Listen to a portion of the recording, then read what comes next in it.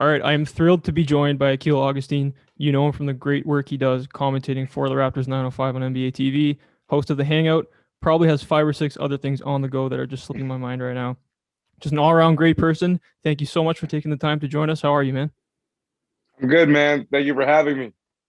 All right, let's just get right into it. So, as we all know, you are commentating for the Raptors 905, as I said.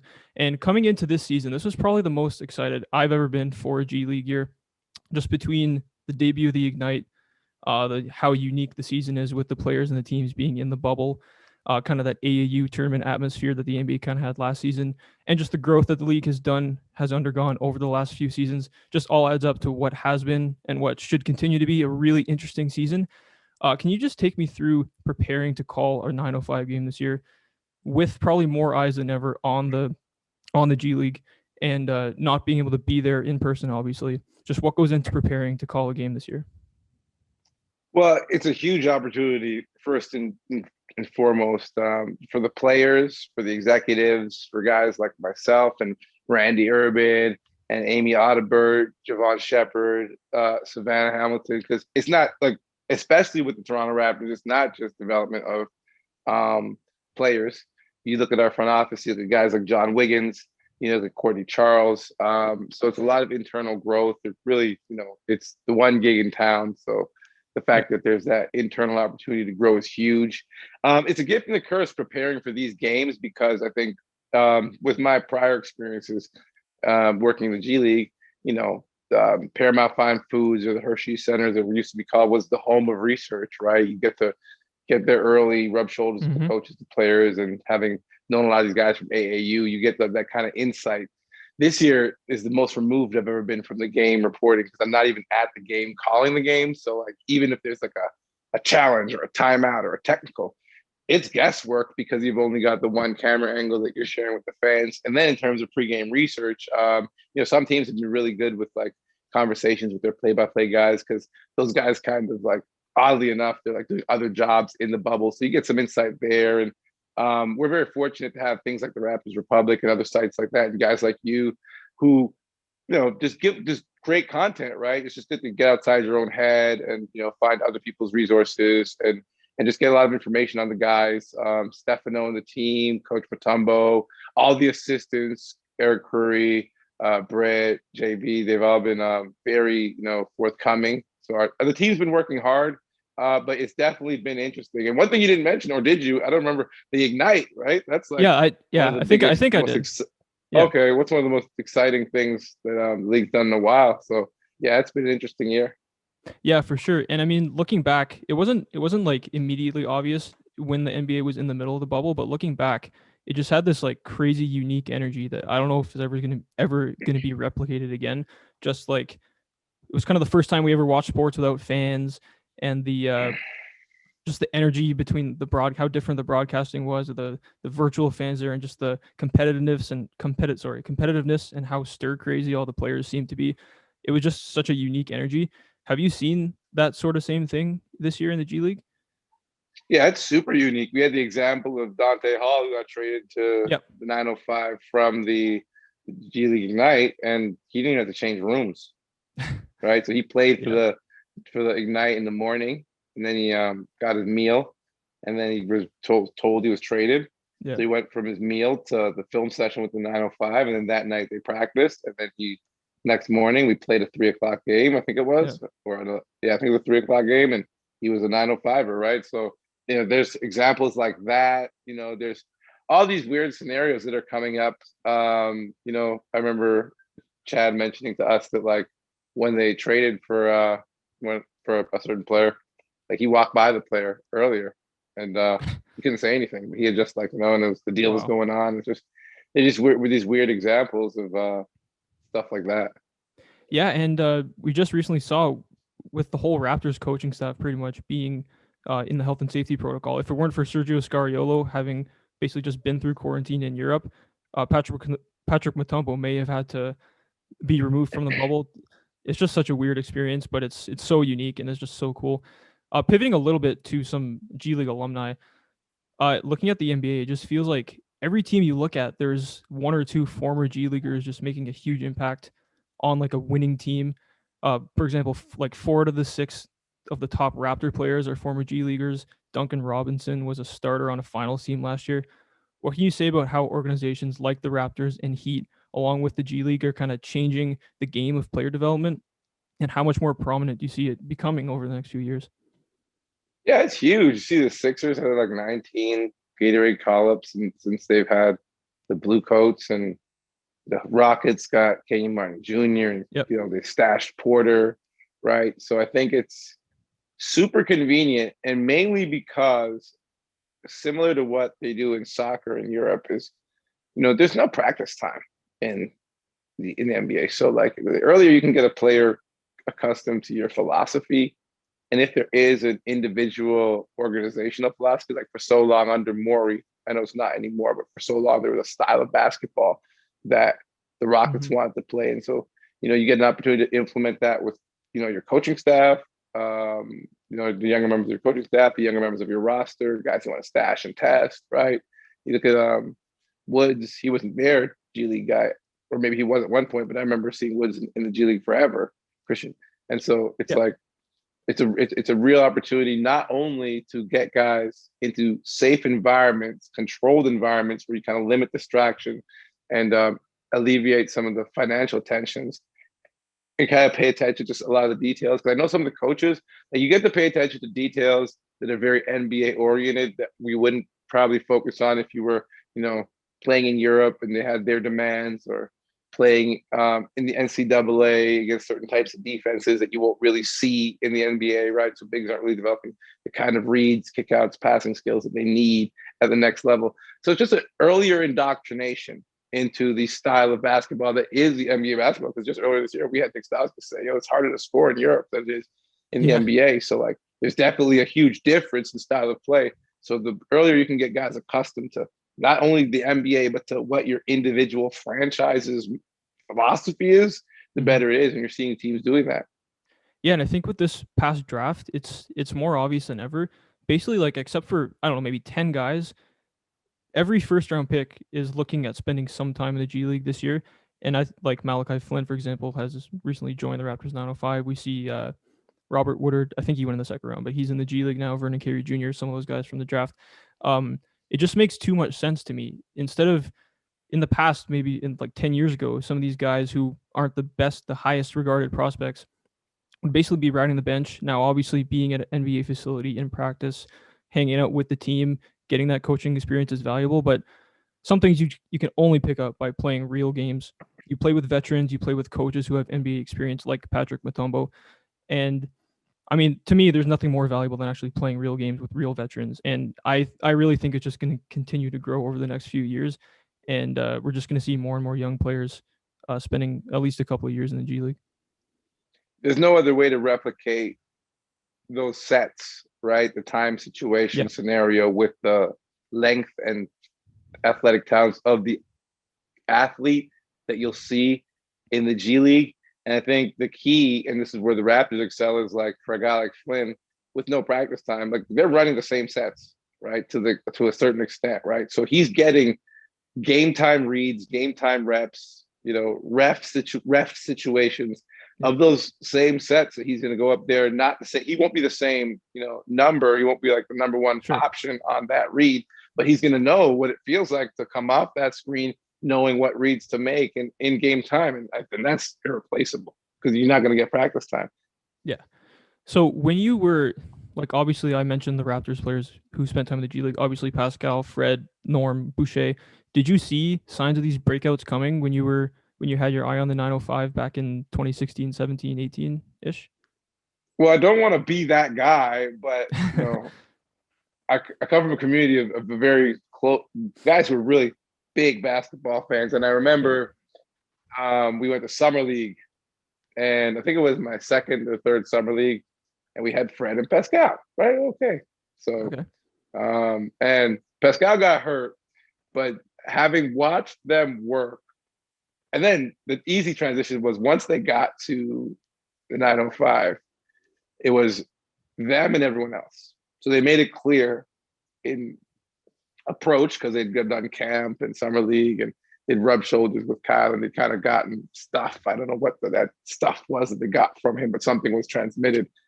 And there was always a separation. And then the numbers reflected that separation. Even for Norm, when those guys came down, and you see it a lot of times where a guy will come down to the G League team and he'll get his numbers, but it'll be inflated numbers, or it'll be like one of those NCAA teams where every set was run for the guy, right?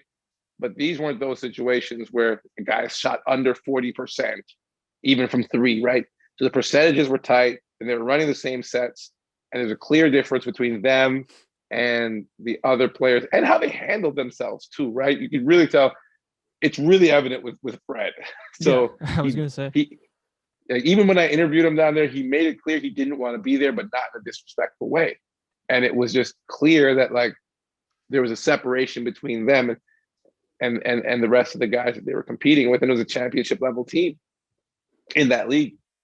So you had a firsthand experience seeing like that work ethic from Pascal and just that competitiveness and leadership? You saw all that stuff early on in the G League? Well, Fred was the guy that you saw the mental separation from first. I think with Pascal, what you just saw was the motor. Yeah. I think what got Pascal going first was his ability to just be ever present everywhere on the floor, right? And I think that was the separation.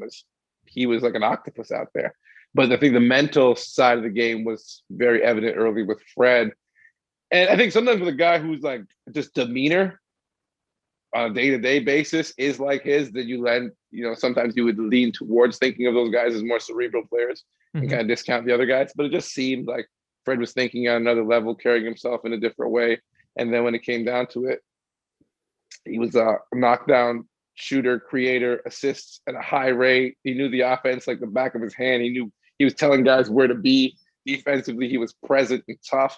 And, it's all evident right now. He's a really good basketball player. Yeah. And I mean, you look at a picture of him from like 2016 and you're like, whoa, he has gained about, I don't know, 30 pounds of muscle, or maybe not that much, but he's really beefed up and he doesn't play like a 5'11" point guard. I wonder what other short point guard he learned that from, but I mean, yeah. And about for Boucher, I mean, I kind of felt like you were saying about kind of every set being run for him and kind of just I didn't think he was kind of just putting up empty stats in the G League. He obviously won MVP and Defensive Player of the Year in the same season. But I didn't see a season like this coming from him. I'll include myself among the people who said he was too skinny, wouldn't be able to guard real big guys, especially down low. That his shooting probably wasn't sustainable with his shooting form and how many shots he takes. All the shots he blocks on the perimeter, I was like, okay, sure. When he's an actual known player in the league and teams know that's coming, how many shots is going to be able to block like that? But this season, it's kind of all come together. He still has those drawbacks, but he's been able to kind of maximize the amount of times he does the good things, and it's been few and far between when we see kind of his flaws come to the forefront. Yeah, Boucher is a very specific basketball player in the sense that like a lot of people would look and say, "Oh yeah, you can't bang, you can't do this, you can't do that." But yeah, I think part of it is who he is and who the Raptors are. In that the G League system, you discovered what he did well, right? Yeah. He contested, he got out on the break, he filled the lane as a shooter, as a trail big, right? And then when he just popped out from that screen with a good ball handler who was a threat that demanded a lot of attention, he found the open soft spot in the zone like a good wide receiver. And that shot release point's really hard when you're coming on a closeout contest because it's far back. Yeah. So it's kind of like it's serendipitous in a sense that like, sure. And I give credit to Matt Devlin who schooled me on some things like, with him, it's like, okay, you got to find the spots for him to be successful, the matchups for him to be successful, and put him in the right positions. But a lot of it is this new NBA. Like I remember when my boy Vidal was telling me like DeAndre Jordan's the future big. Like that's the future big. That's the prototypical big. That's how a big's gonna play for the next couple of years, right? You got that up and down shot blocker, and he may not be DeAndre Jordan, and Jordan can never shoot like he could. But what he did was he added another ripple to that, and that he's the shot blocker that runs out, gets to that open spot, and that just creates space on the floor for everyone else to operate, right? And then in that pick and pop situation, deadly and is aggressive. So if you're gonna like game plan for him. It's not like it's a play that they're running where they're going to isolate him. His thing is more in the flow of a game. He suits something that happens, right? A loose ball rebound that's long, Yeah. and you all of a sudden got this gazelle 6'11", or whatever he is, and just getting up the court. He could get to the rim. He could fade out to the three, create so much space. That like you're already in scramble defense. So like, how do you key on that, right? Yeah. Just something that's a lot harder to key on. The Canadian Kevin Durant. But the thing I love about him is even though he's a relatively young in his NBA career, he's 28 years old now, I think, and he's just not afraid to take shots. Like he has hit some of the most clutch shots for the Raptors this season. And like I said, even though he's a young and still developing NBA player, he doesn't really have the mental kind of headspace of a young player, which is one of my favorite things about him this year. Yeah, I think part of that too is like the identity of the team. Like they're such a strong identity team. Like they demand that you take the shot that they earned, right? So it's not like, oh, we got to make sure the ball goes around the horn to get it back to this guy. It's like, no, we earned that shot in our offense. So you have to take that shot. So that kind of puts your back against the wall as offensive player. Like your teammates are compelling you to take the shot that the offense has earned. That's why I think why a lot of players can be successful in certain situations. It's not up to them to look for another guy or to take the shot on them. It's like, okay, let's run this offense. And because of who he is within that offense, because Kyle's going to demand attention, because Fred's going to demand attention, there's going to be clutch points in the game where they're not going to want those guys to shoot. They're going to hedge. They're going to double. And a guy with a specific skill set of setting a good screen so they can either have that option or popping and fading out into that soft spot in the zone and just bombing a three is perfect. Yeah, exactly. One more thing on the 905 before we move on to something else.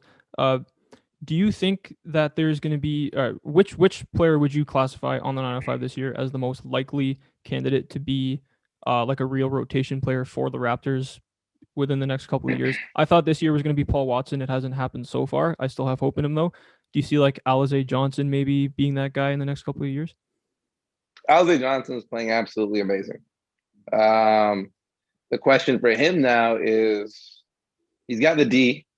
The rebounding is ever present.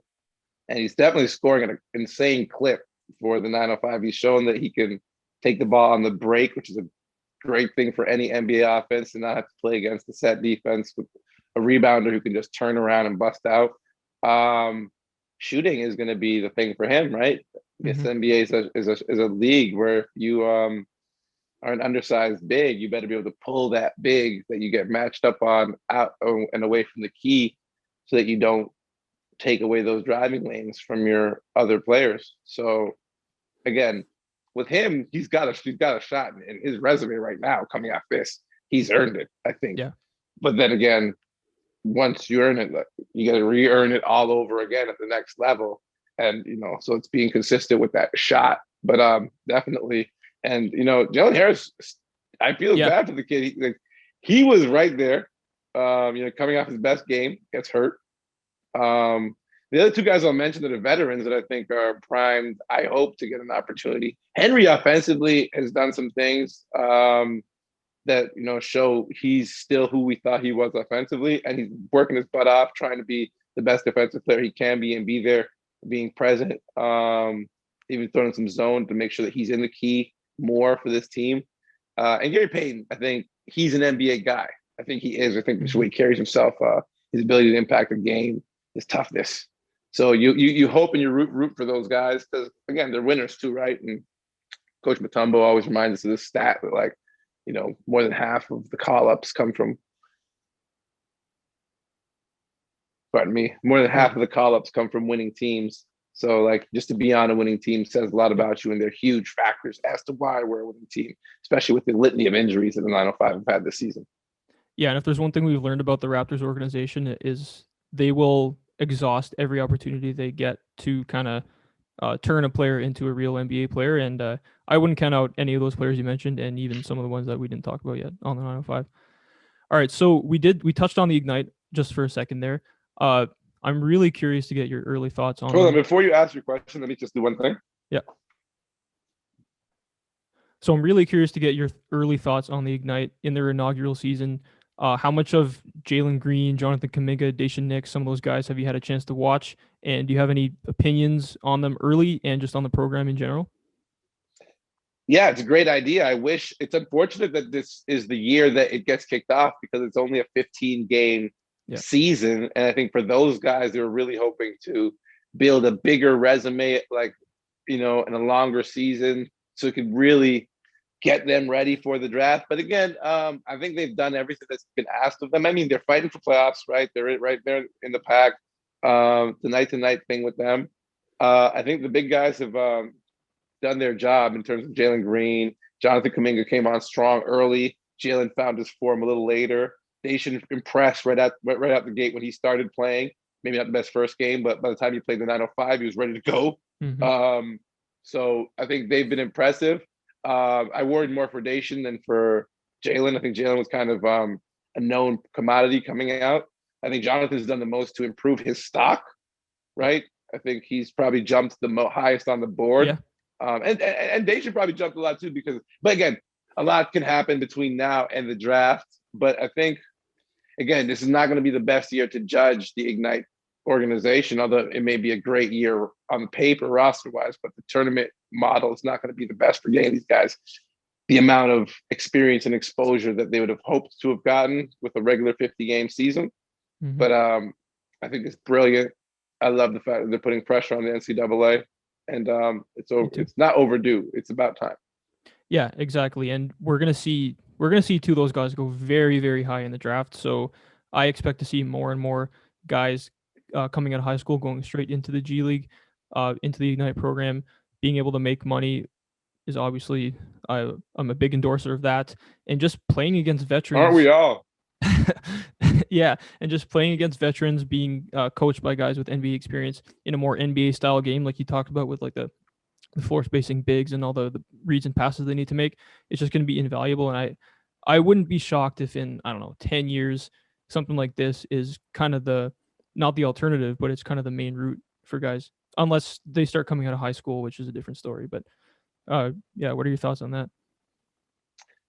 This is the model. I mean, the fact that the NBA endorses the model, right, is all that matters at the end of the day. As long as Adam Silver co-signs that this is a model that we will, because the issue was this, like, there was a partnership between the NCAA and the NBA, right? There was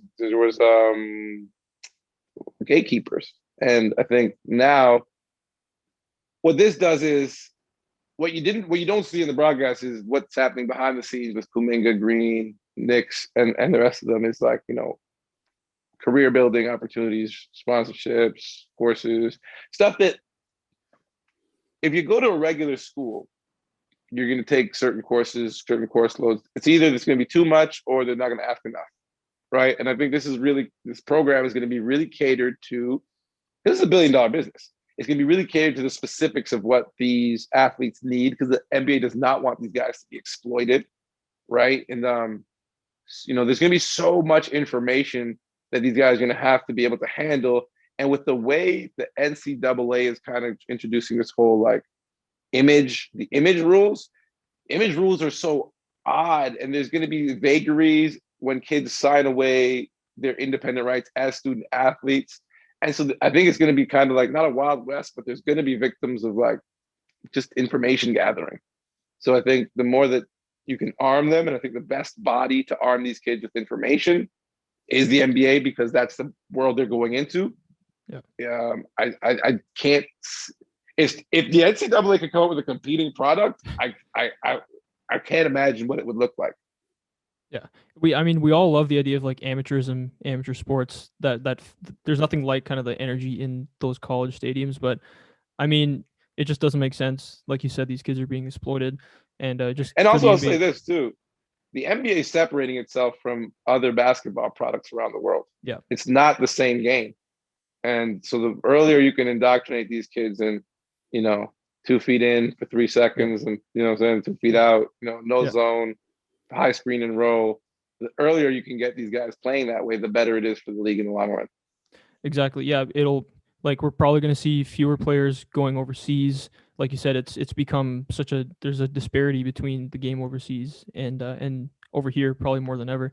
Uh, yeah. Okay, so yeah, I know you have a game to call. I'm not going to keep you for much longer.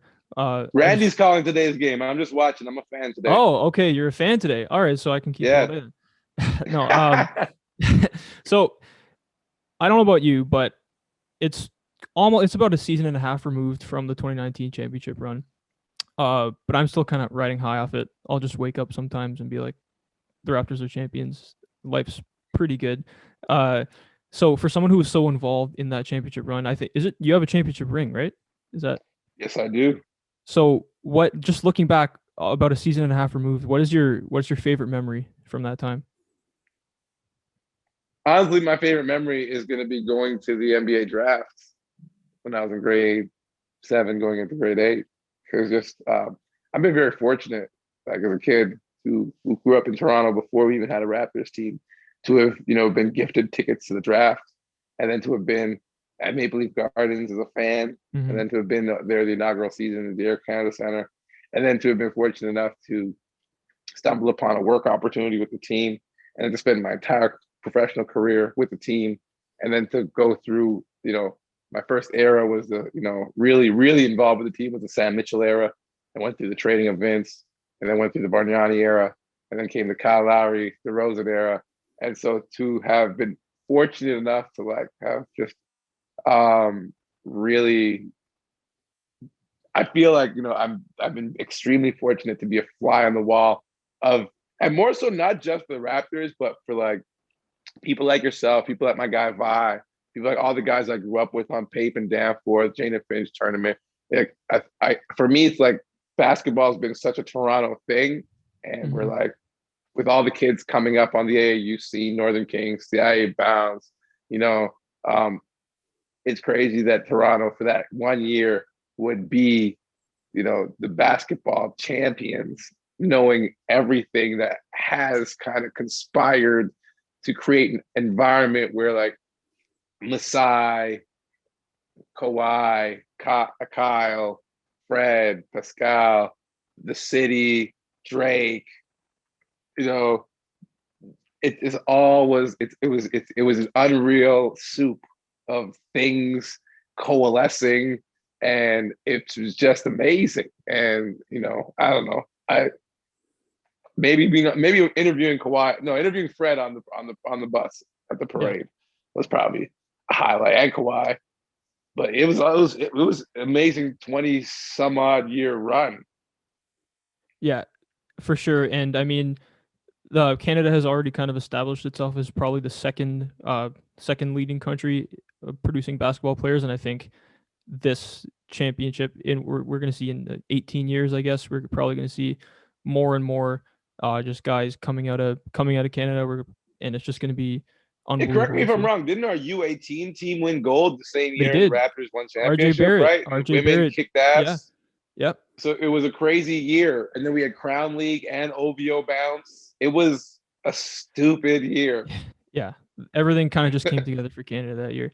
And I'm just like, I can't get enough of watching RJ, watching Shea, Nikhil, Jamal. Uh, I watch them whenever I get, and I really want to see this team in the Olympics. Like, it was such a shame that the Olympics were canceled last year. Obviously, I hope, I'm not really exactly sure what the situation is coming into this summer, but I Doesn't look really want to, good.